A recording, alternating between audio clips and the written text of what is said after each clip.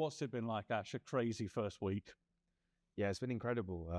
It's gone so fast. Like we've been working almost all day, every day, which I knew we had to if we wanted to be successful. So I was appointed on Tuesday morning. Tuesday, Wednesday, we're trying to see where or what the situation is at the club, what infrastructure there is, what the current processes are. And at that point, we weren't expecting the games on Saturday, Monday to be on. But Wednesday, we were told that the games are both on and we'd have to play them. So then that really accelerated our recruitment plans. The targets we had lined up, the objective was to sign them between Wednesday, Thursday, and this week, kind of spread them out. But we had to move quick. There were other clubs interested in a few of the players, so we had to make sure the due diligence was done. Our processes were first implemented and then executed, and we were able to get the players in that we wanted. And that comes before we even looked at the opposition who we were playing against. How do we implement the style we want to play? What's our training process? So we were working pretty much until 11, 12 o'clock at night every day last week at the stadium. Not just the staff that I brought in, but the staff that were here from over the summer. Not just the footballing staff, but the admin staff, the media staff, Les, everybody here was together. So last week was good because we had to do a lot, but we really got to know each other in that time we were here as well. So it's been just over a week, but it feels like I've been here for a long time, and the staff have really made me feel welcome, and that's really helped me settle in. And then you get that incredibly emotional last-minute win on the Saturday. Then you've got to do it all over again at Aldershot on the Monday. How on earth do you deal with the emotional side of all that? It was tough because so we met the players on Thursday. We did a meeting about what we see the team like in terms of from a style of play, our standards, our vision. We presented that to the boys on Thursday. Thursday, we trained like general principles on what does our team now look like. It wasn't really match specific. And then Friday, we gave them a lot of information on the game for Saturday. And then we trained. But training, you couldn't do much because they hadn't trained before.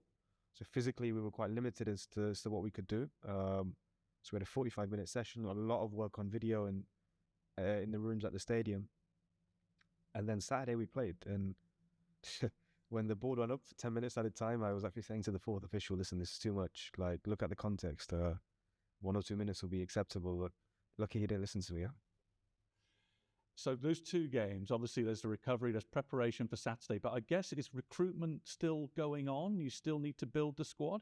So, yeah. So, again, recruitment is ongoing.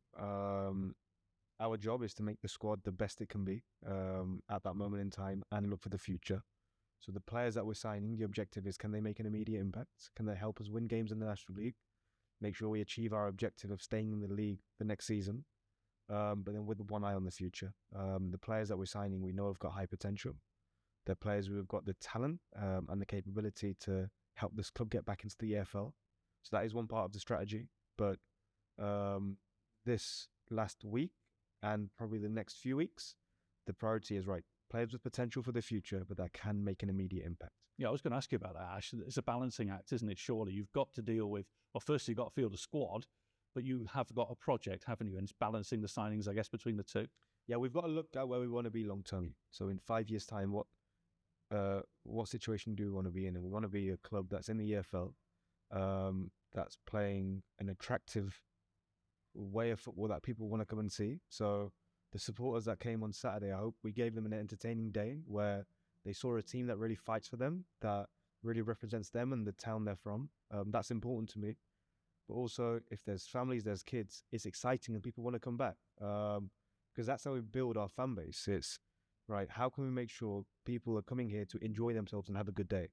And ultimately, it comes down to winning games. But the way we do that, I think is really important. And I think the players really understand that. Is, okay, the situation that's happened at the club over the last few months, it was a bad moment, not just for the club, but for Morecambe as a whole.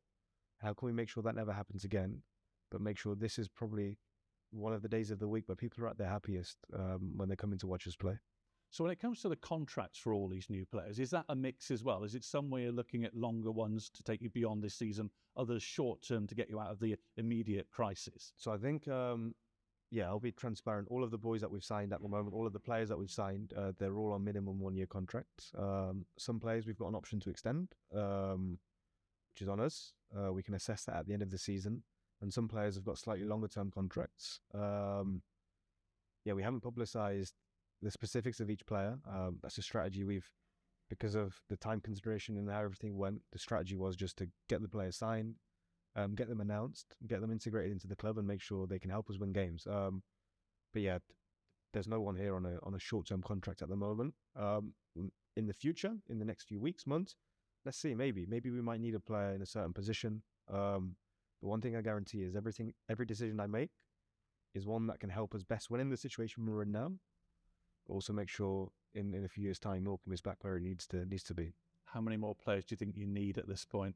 So it's gonna depend on how the players recover. 2 games a week or 2 games in 3 days and then 2 games a week for a number of weeks is quite difficult to sustain. So I think there will be some more incomings over the next few days. But ultimately then it's right. Take a look at things from a bigger picture. What have we now got at the club? What positions do we now need to recruit in? Also, what profiles of player, like what type of player do we need within the team? And Patrick, who's my head of recruitment, he's done some amazing work over the last week. And that's now a project for him over the next few days. The priority was get a competitive team for the National League, one that we know can make sure we stay in this league. And now it's right. How do we look to the future from a operational point of view? But my work on the pitch and at the training ground is the here and now. How long is it before you can be judged and the squad can be judged fairly, do you think? I think end of October. So I think if you look, teams would have a 5 or 6 week preseason where they'd play 4 or 5 games. And now those same teams have played 4 or 5 games in the National League. So until we've played about 10 games, and I'd say we've had about 10 weeks in, if I've calculated that correctly. I think end of October. I think there will be ups and downs over the next few months. So we want to try and win every game. Well, we have a clear plan of how we're going to win every game. We analyze the opposition. We create a game plan. The players are clear on what's expected. They give their all, like they have given their all in every session and every game so far.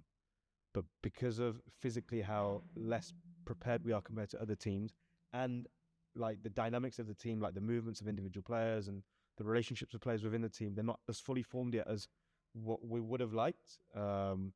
That will come as those things happen. But I'm sure by the end of October, we'll see a team that really plays the way we want it to play. So Woking on Saturday, it would be wrong to think that's a normal game.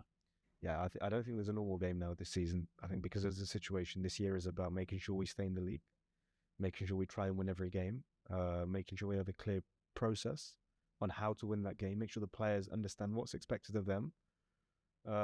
It's not a normal game, I think. We've got a game Saturday, we've got a game Tuesday, another game on Saturday.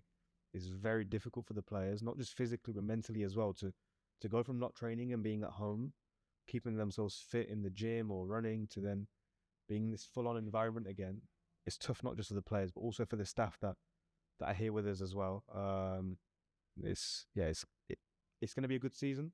The objective is to make sure we're a National League team again, and then next season really push on to get back into the EFL. But I'm really hopeful that this year we can really make this an exciting place for all the staff and the players to be, not just the footballing staff, but all the staff around the club. And a word about not just the 5 players who stayed, but the behind-the-scenes staff who stayed during the last couple of months. What are your thoughts about them? So firstly, I'll speak about the players. The 5 that stayed have been a great help to me. They've helped me get to know the staff, get to know the place. I've used them for a lot of conversations if I need advice, if I need help on certain things. They've been a great help to me. Ultimately now it's about them executing their roles on the pitch and helping the team win. For sure, like what they did for this club, like that will never be forgotten. And I think that's where now in the certain moments over the next few weeks, if they need more support to get back to the level that I know they're capable of, me and my staff will do everything we can to help them with that, because for them to stay at this club over the last few months and having been through what they've been through, I think the least I can do and the least my staff can do is make sure they're comfortable here. So that was my priority. And the new players that have come in, they've been amazing. The group's really strong at the moment. Each player's integrated themselves into the group. It's a big collective. And yeah, I'm looking forward to where it can go. And the staff have been amazing, like real good. So our operations team, so Adele, she's been working till 11, 12 o'clock at night every day, making sure the new players, contracts, registrations, everything's. And are you enjoying it finally, Ash? It's been a crazy week, but are you enjoying it?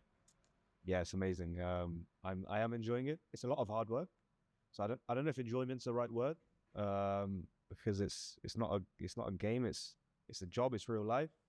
But me, what I'm enjoying is working hard, giving my all, making sure I've got the right staff in. So in terms of the staff I've recruited, the staff that are here, making sure they can help me be a successful manager, make sure I'm clear in my leadership, how I approach things, the processes, and ultimately build a team that over the next couple of years can get back into the EFL. So yes, I'm enjoying it.